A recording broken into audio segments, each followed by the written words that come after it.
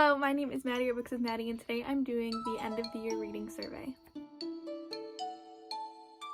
Okay, it has been a while since I posted. I know life has been really busy. End of the semester came up. That's pretty much my only excuse.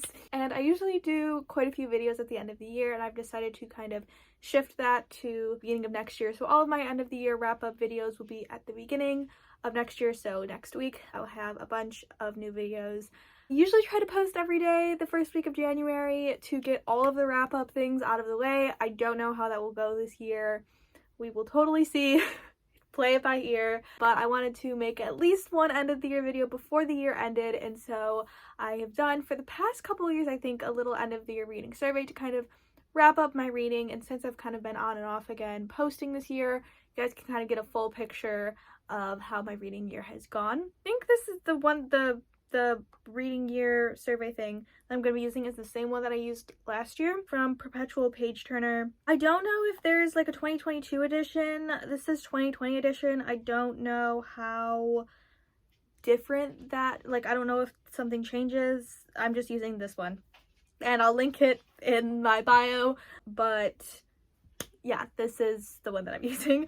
I have not seen these questions at all. I have not watched any videos, so I'm also doing this completely like off the cuff. That's just the energy that we're ending this year with. So we will see how this goes. Let's just get started. The first couple things are just some statistics, number of books I read, number of rereads, and the genre I read the most from. Wow, it would be helpful to have this information before. Okay, hang on. Okay, so I have a spreadsheet. I use the Compile spreadsheet that Book Roast creates, and it kind of accumulates all of my stats in like a separate sheet. So I'm going to be using that to kind of help me. It's not totally updated. I'm filming this on the 29th of December, and I have not finished reading for the year. I'm in a desperate scramble to finish my reading goal, so it's not 100% updated, but we're gonna use it the best that we can. What was the question that I'm supposed to be answering? Number of books that I read this year. So at this juncture, I have read this is a great question. Now I have to open Goodreads because my spreadsheet actually isn't accurate. I believe 95 books. 95 books. For 95 books at this point in the year with 3 days left. How many rereads have I done? Another great question. I'm gonna guess like 3. Okay, just kidding. 6 books I've reread. I wonder what those are. I don't know. And the genre that I read the most from is romance. 34 romances that I've read. Second is classics. These statistics change so much from year to year. I never know. I mean, I knew romance was going to be my top category this month, or this year, because I tried to do like the Goodreads thing where I read all the romance books, and then I kind of failed. I might still come out with part of that video, but yeah, so I did read a lot of romance, and also I was just in a romance mood this year. Okay, so that was just the stats. So going to the actual questions now. Number 1 is the best book that I read in 2020. Okay, so I am gonna come out with definitive videos on like my top 10 books of 2020, my least favorite books of 2020, all those things, but I believe, and I'm gonna say this tentatively because I haven't done a full analysis of all the books that I've read this year, but I think I'm gonna say The Atlas 6 by Olivia Blake is the best book I read in 2020. I know that's going to be in my top 10. It's going to be in my top 5. I can't think of one off the top of my head right now that I liked more.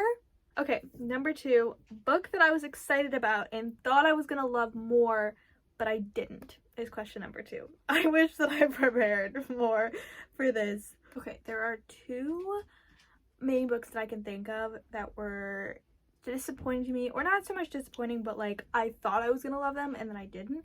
The first is The Last Christmas in Paris by Hazel Gaynor and Heather Webb. I read this for my book club's book in November, and everybody else in the book club finished it before me. I just finished it this month, and all of them gave it 5 stars. I gave it 3. I don't know exactly why. It didn't hit me the same way it hit them. And I was so excited to get to it. Thought I was gonna love it because I usually love historical fiction.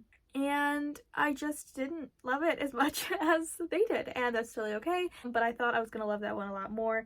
The other one is The Hating Game by Sally Thorne. This is one of those romances that I feel like really pushed the genre into a more like acceptable, like I feel like romance is just now becoming like a socially acceptable thing to read. It was kind of like crapped on for like so long, and I feel like books like The Hating Game were like so revolutionary to the genre, and like so many people love The Hating Game, and I found it super average. I gave it 3 stars. It was very underwhelming for me. Okay, question number 3, most surprising in a good or bad way book that you read. I would say the book with the biggest plot twist that I read was What Strange Paradise by Omar Al-Akkad. This was such an amazing book, and the plot twist at the end is mind-boggling, and I actually got to see Omar Al-Akkad do like a talk and, you know, kind of go through his thought process with the ending, which like helped me to grasp it more tangibly, but still like I could not process that for such a long time. That is such an amazing book that I highly recommend, and it's so deep, but it is so easy to read, and I just highly recommend that book. So I would say that one is the most surprising book that I read. Number 4, the book that I pushed the most people to read and they did. Okay, I have a couple things. One would be The Atlas Six. It's definitely the book I feel like I've talked about the most this year because that is obviously one of my favorite books ever. But I read it for my book club. So like the people that I know who did read it because we were reading it for a book club. I would say the other one is Something Wilder by Christina Lauren. I pushed all of my friends to read that because that is another one. You know what? I changed my previous answer. Something Wilder is the most surprising book I read this year. Other book that I said, no. Okay, I do love What Strange Paradise. That is an incredible book. But Something Wilder by Christina Lauren is one of the most surprising books I've ever read in my entire life. So I pushed a bunch of my friends to read that, and they did, and everyone was surprised by it. So I would say that. And I read the Twisted Love, Twisted Games, Twisted Hate, Twisted Lies series. It was really like I'm going through it right now in school and I need a break, and then I literally enjoyed them so much, and I pushed my friend Morgan to read them and she read them. So there's a bunch of them. Okay, a best series that I started this year. Okay, I keep like seeing a book and then immediately going with that, but like I don't know that I need to fully look at all of my options. Okay, Atlas Six, obviously can't use the Atlas Six for every answer, so I'm gonna say Book of Night by Holly Black. I just read this, literally finished it yesterday, I think, and this book took me forever to read. I cannot emphasize how long this book took me to read. It was our book club book, like September, I don't know, a long time ago, October, and I read, like, I got like 70 pages in, and then I just could not push myself to read it. Finally, I got the audiobook, and I sat down and I just tore through it yesterday, and it was so good. I will admit the first 50% is rough. It is hard to get through, and that is undeniable. So I did only give it 4 stars, but I cannot wait for the second book. I am so interested. Holly Black is such an amazing writer. I do wonder what happened in the first 50% though. Really not great. Okay. Best sequel that I read is, I need to like speed this up. Okay. Oh my gosh, I 100% know. Love on the Brain by Ellie Hazelwood. What an amazing book. It's right here. I can even hold it up. This is the sequel to Love Hypothesis, and I loved it more than Love Hypothesis. I love this book so much. This is in my top 10 romances of all time. I adored this book so much. I realize I'm not giving a synopsis for any of these books whatsoever, but this is a romance. Ellie Hazelwood writes specifically what she calls STEMinist novels, so they are romances but feature women in STEM. This is, what tropes does this have? Enemies to lovers, forced proximity, kind of, I don't remember. That's all I remember for right now. Best series ender. Did I finish a series? I think the only series that I finished, there's 3? I don't know. So I read the whole Twisted Love series. I think that's my definitive answer. That's the best series ender because I think there's only 3 that I can think of. And I also read The One by Kiera Cass. That is not the best series ender, for sure though. And then I also read Ellie Hazelwood's, she has like a set of 3 novellas, and I read all 3 of them. and those were all amazing. New favorite author we discovered, Olivia Blake. Olivia Blake. She is my new favorite author. I cannot think of a single other author that even comes close. The only other one that I could think of is Abby Jimenez. I read Part of Your World, but I've still only read one of her books. But I loved Part of Your World, and I do want to read more of what she's written. I can't think of anything else. Best book from a genre you don't typically read / was out of your comfort zone. Oh boy, okay. I'm going to say 2 answers because I don't think for any of these I've said one answer. So, a genre that I don't usually read is poetry. But I did read quite a few good poetry collections this year, which is surprising because usually when I read poetry, I immediately give it like 1 or 2 stars. There were quite a few that I gave more than 4 stars this year. First, we have Night Sky with Exit Wounds by Ocean Vuong. I gave that 5 stars. Incredible, incredible collection. And then the other one that I gave 5 stars was Cause What We Carry by Amanda Gorman. I might have given that 4 stars. I think I gave that 4 stars. But still, incredible collection. I just remembered that there was one, yeah, I gave it 4. There was one part in it that really threw me off. Other than that, I loved it. Another genre that I don't usually read is mysteries and thrillers. But I did read, or I listened to The Woman in the Library like early this month, I think, and I really loved that, and my cousin read it as well. We had a really good discussion about it. Yeah, I loved The Woman in the Library. I give it 4 stars. Okay, the most action-packed, thrilling / unput-downable book of the year, 100% Something Wilder by Christina Lauren. I'm gonna give the synopsis for this because I realized I didn't do that. So this is a romance. Christina Lauren is 2 authors who work together. They write romances together, and this is a romance about a woman named Lily, I believe her name is.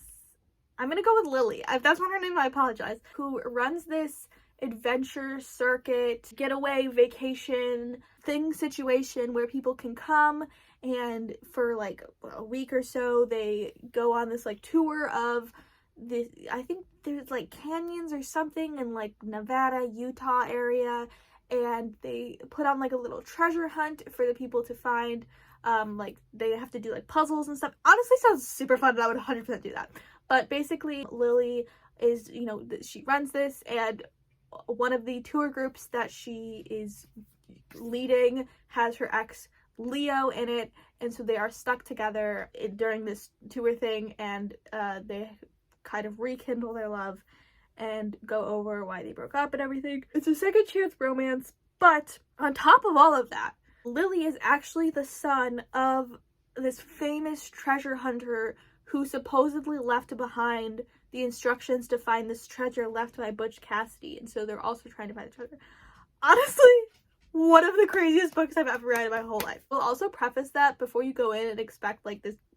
I will say that it is 90% of the craziness comes from the fact that it is written by Christina Lauren, and all of their books are very amazing. I love all of their books, but they're very, like, they're romances through and through.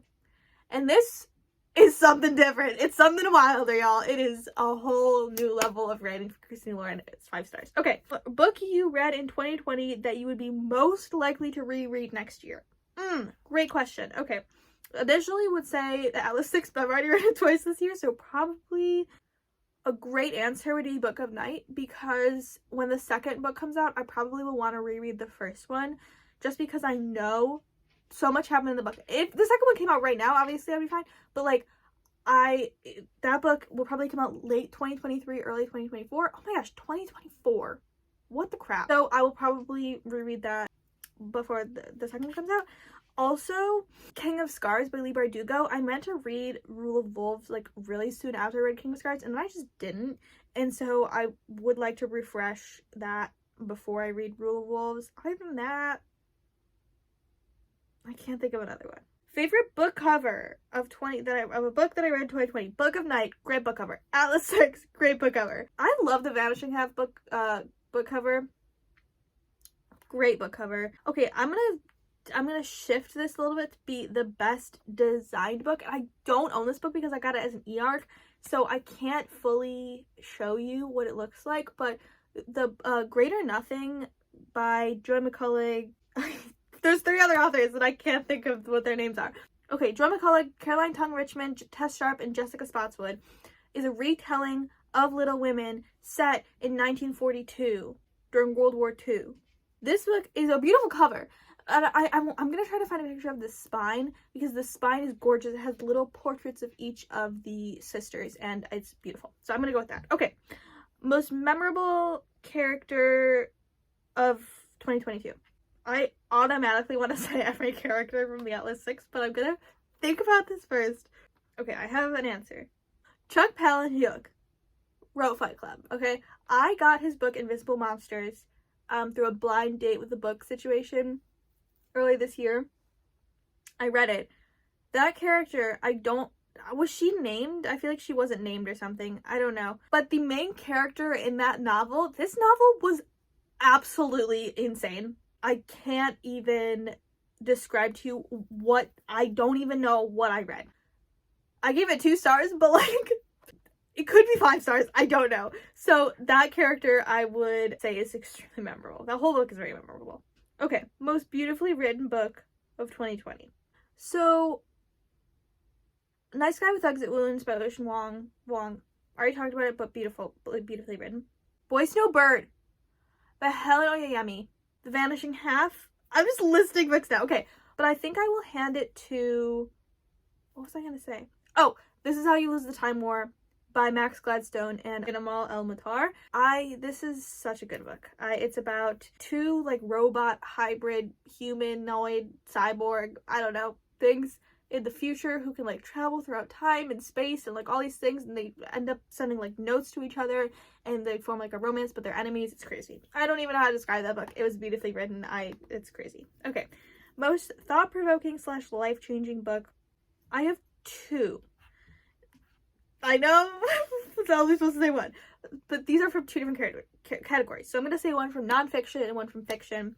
The nonfiction, I'm so cold right now. What is happening to me? I would say the nonfiction one is Ain't I a Woman by Bell Hooks. This is such a good book. I literally can't even describe it. So this book is split into like 4 or 5 chapters. I can't remember exactly how many. And each chapter breaks down the relationship between Black women and another group of people, and basically analyzes the relationship between Black women and patriarchy and feminism. Okay, so like one chapter tells the relationship between like Black women and white women, like Black women and white men, Black women and Black men, and it just like goes through each of those and kind of shows how Black women have been excluded from every movement, which is something that is like so pervasive. It is so incredibly important to recognize and pay attention to, because in the feminist movement, the women's movement, Black women were commonly excluded. In the Black Power movement, Black women were commonly excluded. And so Black women have been like shunned and pushed out of these groups, aiming for empowerment, but only for I'm going on a tangent. Only for specific groups of people. And this book shows that in such an important way. My fiction pick is Little Fires Everywhere by Celeste Ng, which I actually read these at the same time, I just realized. But this book is like a mystery contemporary situation. It details 2 families living in completely different situations, but side by side, in the way that those families intersect and the differences between them. It's incredible. I can't even describe my love for that book. Okay. Book you can't believe you waited until 2022 to read. Little Fires Everywhere is a great pick. Maybe The Night Circus. So I read The Night Circus by Erin Morgenstern, and this book is so popular and so well beloved, and I've had it on my shelf for years. Morgan picked it for our book club earlier this year, and I enjoyed it. It's a long book. I did only give it, okay, I gave it 4 stars. I thought I gave it 3 stars.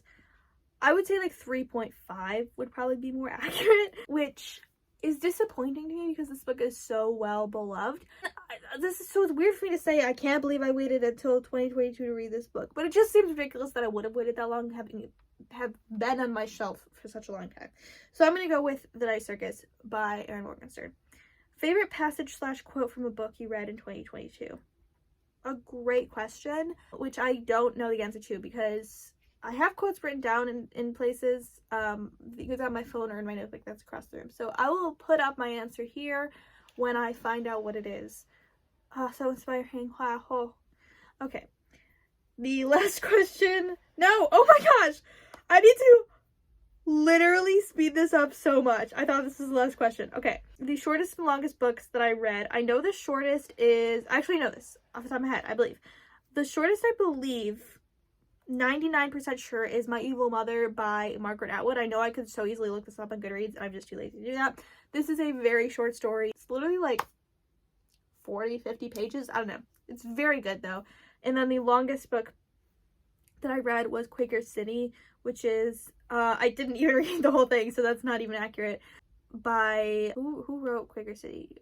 George Lippard. That was the most popular book in America before Uncle Tom's Cabin. I had to read it for a class. It was terrible. Hated it. I don't know what the longest book after that is because I didn't even read that whole book. So I don't know what the answer would be. Book that shocked you the most. Something Wilder by Christina Lauren. But also, that was 6.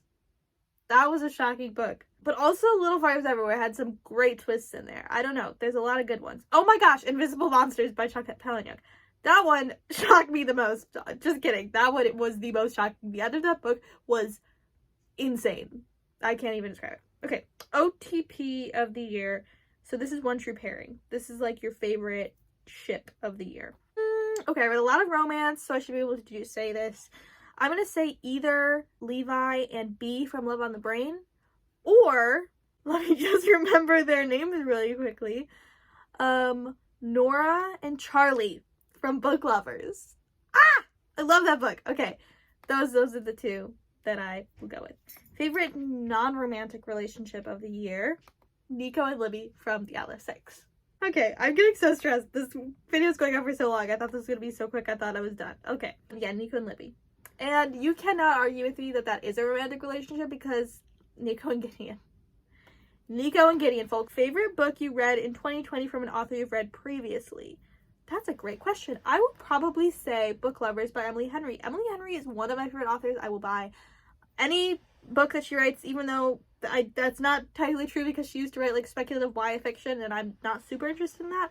But the romance, the adult romances that she writes, I will read everything that she writes. Best book you read in 2020 that you read based solely on a recommendation from someone else. The Atlas 6. Everybody was recommending that. And The Vanishing Half. That's another one. And This Is How You Lose the Time War. Those are all ones that were recommended to me. Okay. Newest fictional crush. I always struggle with this question. I don't know. I couldn't tell you. You know who was great? The guy, don't remember his name, from Part of Your World. That guy really got me. I was like, dang, this guy slaps. I don't remember his name. I want to say Butler? Daniel. Okay. Best world building / most vivid setting, 100%. The Atlas 6 by Olivia Blake. So sorry to every other book. Although The Night Circus is a close second. Also, The Enchanted Sonata by Heather Dixon Wallark. The writing of The Enchanted Sonata reminded me a lot of the writing from The Night Circus. And so I'd say both of those had great world building, but The Atlas 6 takes the cake. Book that put a smile on your face was the most fun to read. Definitely. Wait, I was gonna say definitely something Wilder, but that book was kind of intense. Okay. Honestly, a lot of the romances there were fun. I would say Electric Idol by Katie Robert was really, really fun. Is that true? That book was kind of dark, wasn't it? But it did put a smile on my face. The relationship between the two main characters, whose names I definitely remember, was fun. And, Love on the Brain. What a fun book. That was a fun book. And then, maybe also Twisted Hate. That sounds like Twisted Hate would not be a fun book to read, but all of those books were very fun. Twisted Games, Twisted Hate were both really fun. I wouldn't describe Twisted Love or Twisted Lies as fun. Book that made you cry or nearly cry. Did I actually cry from any of these books? Definitely A Little Life. I don't think I will finish A Little Life in 2022 because, of course, I don't want to rush it, but that book did make me cry. Oh my gosh, I know exactly what it is. Part of Your World by Abby Jimenez. The book is not sad. It is a romance, a happily ever after. I sobbed reading that book.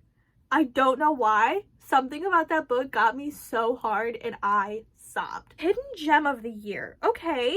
I don't know exactly what they mean by hidden gem, but I'm gonna go with a book that I haven't. These two books I've never heard anybody talk about.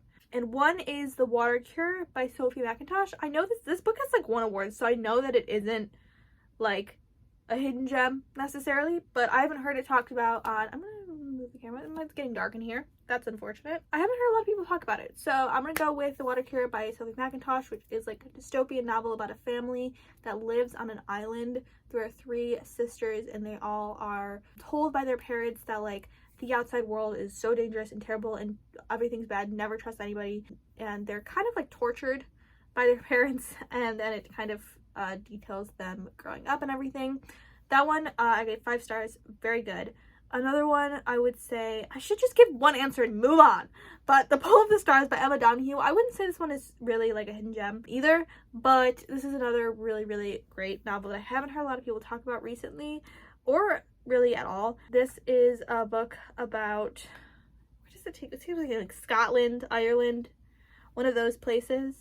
Ireland, and it takes place during 1918, during like the plague, the new flu. I don't know what flu that is exactly, the Spanish flu, I don't know, but it follows a nurse and a young volunteer, and it's queer and really moving. I might have cried with this one also. It is very poignant to read this book. Why is my thing scrolling? Okay, around a pandemic and stuff, and listen to how they did things, and there's a quarantine and everything, and it's just, wow. Book that crushed your soul. Wow, that's intense. My laptop is like scrolling automatically, and I don't know why. I'm not asking it to do that. I'm not even touching it. I super need it to not do that though. Book that crushed my soul? Dang. Here's my answer. My answer is Moby Dick. Because I had to read that for school, and it made me regret all my life choices about being an English major. It crushed my soul because it was so terrible. And honestly, the thing is, the actual point of it wasn't terrible. Like, when it actually got to the points of like what was going on and like why it was important, like all of the analysis and what was going on, was actually not bad. And Herman Melville freaking ruined it by making like 4 chapter chunks of details about whaling and the ocean and practices on the ocean and lists of cargo and like all of this stuff that is so unnecessary, and like why, and nobody really knows why he did that. Why, Herman, did you do that? That book crushed my soul. I couldn't finish. I got so close to finishing it, and I just couldn't. Well, I don't think that's exactly what they meant by a book that crushed my soul, but that's what I'm going with. The most unique book that I read in 2022, writing wise, like writing style wise, This Is How You Lose the Time War. Plot / storyline wise, The Atlas 6. Format wise, Cause What We Carry by Amanda Gorman. Book that made you the most mad, in parentheses, doesn't necessarily mean you didn't like it. Wow. What a question. The book immediately popped in my head, and I feel so bad saying it. So, Moby Dick made me mad. The Quaker City by George Lillipird made me mad. But the one that immediately pops in my mind, and this is not me not recommending this book, to preface, but the plot of You Made a Fool of Death with Your Beauty by Agwake Emezi made me a little mad, okay? I'm not gonna lie. This, I don't want to spoil it, but there were some things that happened in this book that I was like, why? Like, it didn't make sense. It didn't seem logical. It didn't seem realistic. I was like, this person cannot be making such bad decisions continually over and over again with no consequences. How it ended, I wasn't even rooting for the main characters to be together. Rooting for a different thing. I know there was like some stigmas broken by this book. It still weirded me out. I don't know, maybe that's a me problem, but I was a little weirded out by this book, not gonna lie. There was a lot of things happening, and I was just like, but think about it, though. But, like, I think a lot of times in romances, practicality, realism, and, like, the idea that people are individuals is thrown away for the sake of, like, a plot point, and I felt like that was done quite a bit in this book. And that's all I'll say. There's some more questions about, like, looking ahead, and I'll answer, because that seems like a negative note to end this book on, this video on. So I'm going to do one book I didn't get to in 2022, but will be my number one priority in 2023. 100% The Atlas Paradox by Ally Blake. That is the book that I plan on reading first in 2023, sorry. I had plans to read it in December, and I just don't think I will have time to do it because I have 5 other books that I have to finish, and I really want to take my time with The Atlas Paradox, annotated and everything like I did with The Atlas 6. So I think that will be literally the first book that I read in 2023. And that's the end of this video. Those are all the questions. But thank you so much for watching. I appreciate everything that has happened, everything that you guys have done for me this year, all of the love and support. I cannot emphasize enough how much I appreciate it. We've hit 2,000 subscribers this year, which is absolutely mind-boggling to me. I owe all of that to you. So thank you so much for your love and support through my absences and stints of not making videos and everything, and just coming back full force with love and everything. I appreciate that more than I could ever put into words. Let me know what some of your favorite or least favorite books of 2022 were. Thank you so much again for watching. I hope that you have a great day. I hope that you have a great week. And I hope that you have a great life. And I will see you next year. Bye-bye.